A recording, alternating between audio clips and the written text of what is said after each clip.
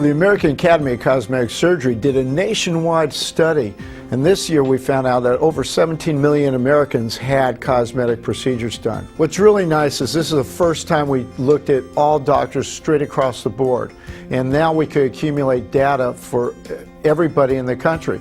Before it was just local groups. The American Academy of Cosmetic Surgery, the Plastic Surgeon Society, different groups would have their own data, but now we have a nationwide study. The big trends, of course, were in the non-invasive procedures. You still saw Botox and fillers, laser hair removal. Those were the big pushes.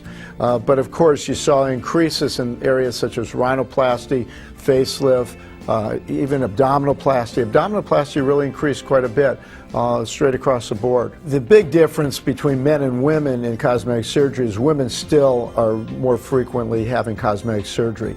But the increases on both sides were interesting. Women did increase in numbers over the last year by 9%, but men went up by 2% as well. And so men are still having some pressure to come in and look good, and we're seeing that, of course, with these numbers. There's a big push towards volume restoration of the face. That's why so many people are having fillers. It's kind of like the baby steps towards fat or even other implants. But the thing is, right now, there's a trend towards more natural procedures. Ultimately, once you've found the base groundwork that you're comfortable, that doctor's an ethical, well-trained physician, you have to interview each individual doctor and see that they actually are trained in the procedure you're interested in. That's the most important thing.